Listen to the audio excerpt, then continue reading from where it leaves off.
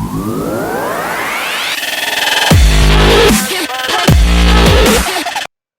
Everyone, welcome to my channel. ഇന്ന് നമ്മൾ discuss ചെയ്യാൻ പോകുന്നത് MySQL എങ്ങനെ ഇൻസ്റ്റാൾ ചെയ്യാം എന്നാണ്. ഫ്രീ കമ്മ്യൂണിറ്റി വേർഷനാണ് ഇൻസ്റ്റാൾ ചെയ്യുന്നത്. അപ്പോൾ ആദ്യം നമ്മൾ ഗൂഗിളിൽ MySQL സെർച്ച് ചെയ്യുക.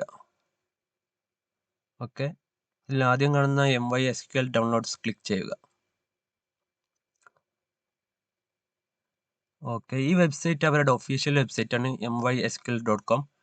അതിൽ ഡൗൺലോഡ്സിൽ സ്ക്രോൾ ചെയ്താൽ അടിയിൽ കാണാം MySQL കമ്മ്യൂണിറ്റി GPL ഡൗൺലോഡ്സ്. അതിൽ ക്ലിക്ക് ചെയ്താൽ ഒരുപാട് കമ്മ്യൂണിറ്റി ഡൗൺലോഡ്സ് കാണാൻ സാധിക്കും. നിങ്ങൾ മാക്കാണ് യൂസ് ചെയ്യുന്നതെങ്കിൽ MySQL കമ്മ്യൂണിറ്റി സെർവറാണ് ക്ലിക്ക് ചെയ്യേണ്ടത്. ഞാനിവിടെ വിൻഡോസ് ആണ് യൂസ് ചെയ്യുന്നത്, അതുകൊണ്ട് MySQL ഇൻസ്റ്റാളർ ഫോർ വിൻഡോസ് ആണ് ഞാൻ ക്ലിക്ക് ചെയ്യുന്നത്.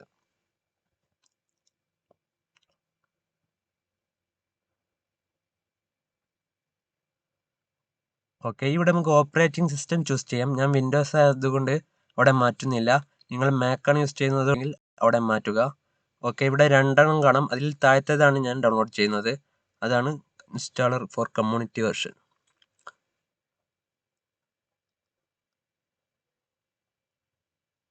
ഡൗൺലോഡ് ക്ലിക്ക് ചെയ്യുക. ഇവിടെ ലോഗിനോ സൈനപ്പോ ഒന്നും തന്നെ ചെയ്യേണ്ട. No thanks, just start my download. ഇപ്പോൾ നമ്മുടെ ഫയൽ ഡൗൺലോഡ് ആവുന്നുണ്ട്. നിങ്ങളുടെ ഇന്റർനെറ്റ് സ്പീഡിനനുസരിച്ചുള്ള സമയം എടുക്കുന്നതായിരിക്കും. ഓക്കെ, അത് ഡൗൺലോഡ് ആയി കഴിഞ്ഞാൽ ആ ഫയൽ ഓപ്പൺ ചെയ്തിട്ട് ഇൻസ്റ്റാൾ ചെയ്യാവുന്നതാണ്. ഓക്കെ, ഡൗൺലോഡ് ആയിട്ടുണ്ട്.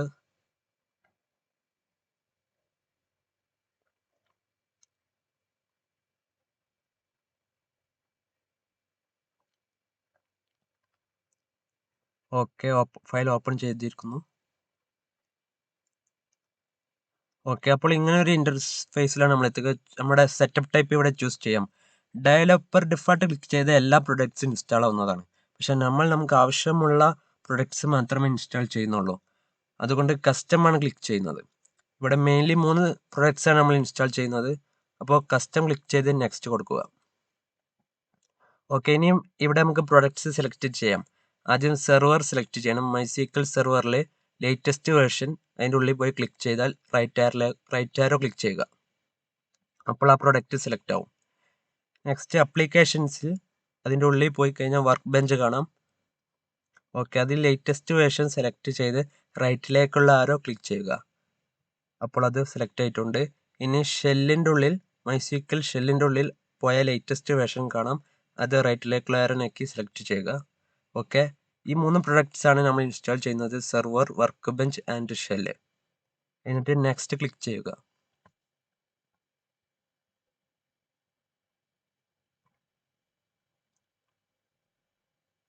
ഓക്കെ, റെഡി ടു ഇൻസ്റ്റാൾ ആണ്. ഇനി എക്സിക്യൂട്ട് ക്ലിക്ക് ചെയ്യുക.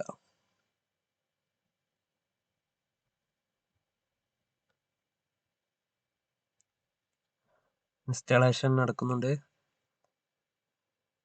ഓക്കെ, വീണ്ടും നെക്സ്റ്റ് ക്ലിക്ക് ചെയ്യുക.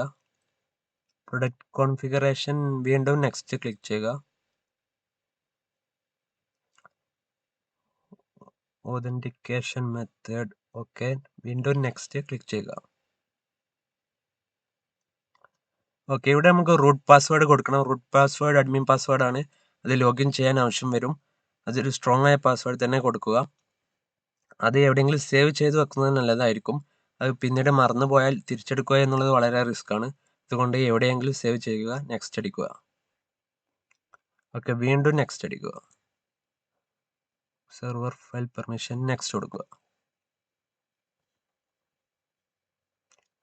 Apply configuration. ഓക്കെ, ഇവിടെ എക്സിക്യൂട്ട് ക്ലിക്ക് ചെയ്യുക.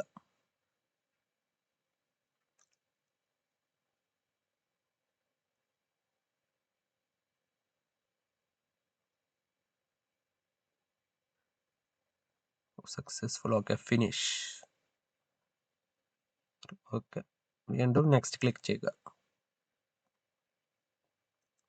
ഓക്കെ, ഇൻസ്റ്റാളേഷൻ കംപ്ലീറ്റ് ആയിട്ടുണ്ട്.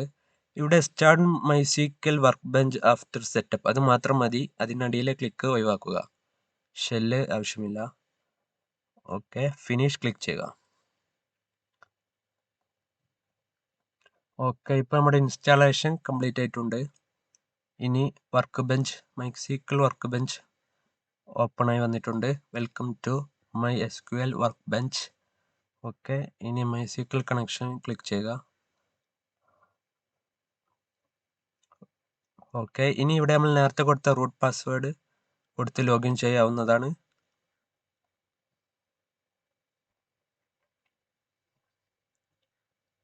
ഓക്കെ, സക്സസ് ആയിട്ടുണ്ട്.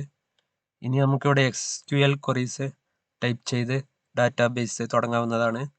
Okay, thank you for watching my videos.